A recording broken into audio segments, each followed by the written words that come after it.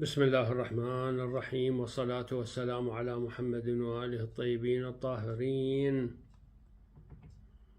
العجب كل العجب بين جمادى ورجب. هذه المقولة لأمير المؤمنين وسيد المسلمين ومولى الموحدين علي عليه السلام، فهو الذي قال: العجب كل العجب بين جمادى ورجب. ماذا يحدث في هذه الفترة؟ قال هذه الجملة في مسجد الكوفة، والمسجد مكتظ بالناس، فتعجبوا وطرحوا عليه الأسئلة تترى الواحدة بعد الأخرى: يا سيدي ومولاي، ماذا يحدث بين جمادى ورجب؟ فهنا أجابهم أمير المؤمنين إجابات عجيبة شافية كافية، أنا أذكرها لكم بالسرعة وأعلق عليها. نعم، في خطبته قال الإمام: العجب كل العجب بين جمادى ورجب. فسألوه فقال الإمام: هو جمع أشتات ونشر أموات وحصد نبات وهنات بعد هنات، مهلكات مبيرات، لست أنا ولا أنت هناك. مناقب ابن شهر آشوب 1/429، والبحار 14/319. ثم أضاف الإمام على هذه القضية العجيبة ما يحدث بين جمادى ورجب أن يكون، فقال: وأي عجب يكون أعجب من أموات يضربون هامات الأحياء بيدهم السيوف في سكك الكوفة، وقد شهروا سيوفهم على مناكبهم يضربون كل عدو لله ولرسوله وللمؤمنين. راجع في هذا المجال مختصر بصائر الدرجات حسن الحلي صفحة 198. هذه القضية تقع أحداثها بعد الظهور المبارك لخليفة الله خليفة الرحمن الإمام المهدي عجل الله تعالى فرجه الشريف. لاحظوا، العراق في آخر الزمان يكون فتنة بيد النواصب المنافقين، بيد الغربيين الروم. الغربيون الروم يحتلون هذا البلد، والآن واقع هذا الاحتلال.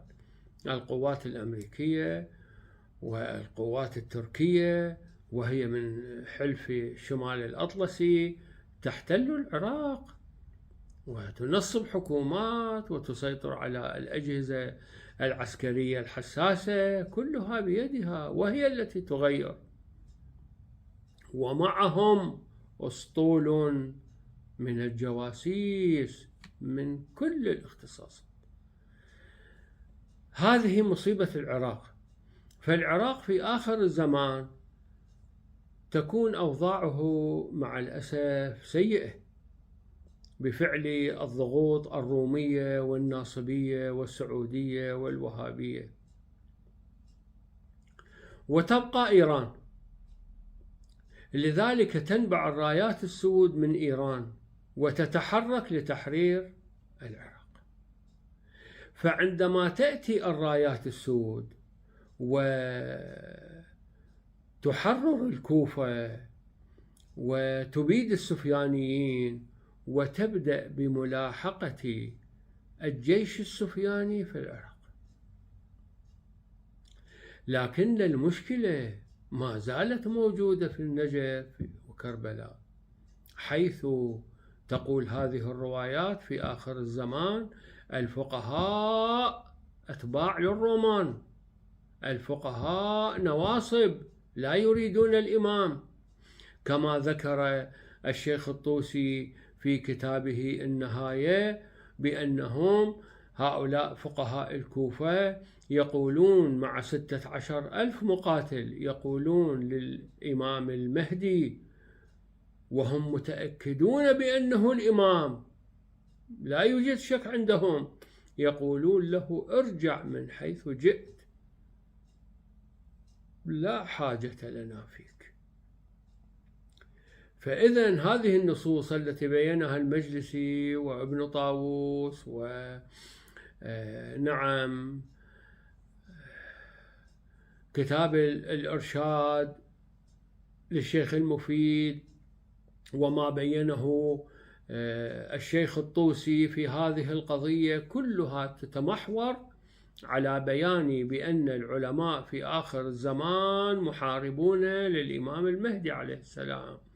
والشيخ البهائي ذكر رواية في كتابه الأربعين قال فيها الفقهاء والمقلدون لهم في الكوفة في آخر الزمان يحاربون الإمام المهدي عليه السلام. فإذن المناوشات تبقى مستمرة، والكوفة تبايع السفياني، يعني هؤلاء الفقهاء والمقلدون لهم يبايعون السفياني. فعندما تأتي الرايات السود وتحرر الكوفة وتلاحق جيوش السفياني وتنتشر في العراق في محاربة تلك العساكر، المشكلة تبقى باقية في الكوفة، لأن الفقهاء هناك، والفقهاء هم أتباع للسفياني والمقلدون لهم أتباع للسفياني، فالحرب تبقى مستمرة. حرب هؤلاء على من؟ ليس على السفياني ولا على الروم، لا، حربهم على الإمام المهدي عليه السلام، كما ذكرها هذه النصوص المفيد والطوسي والمجلسي وابن طاووس وباقي علماء الطائف. فهنا تستمر الحرب. فعندما يصل الإمام المهدي عليه السلام وهؤلاء يحاربوه وأعدادهم كبيرة في كربلاء والنجف معارضون للإمام، هنا الله سبحانه وتعالى يعيد الأرواح للمؤمنين الصالحين فيخرجون، كما قال الإمام علي هنا في هذا النص الذي ذكره نعم النعماني في كتاب الغيبة، فقال بأنهم هذه الأرواح تخرج من مقبرة الغري، مقبرة النجف، وعلى أكتافها السيوف، ويحاربون الفقهاء والمقلدين لهم. تلك الجيوش السفيانية هي في الواقع تتبع السفياني، تحب السفياني، بايعت السفياني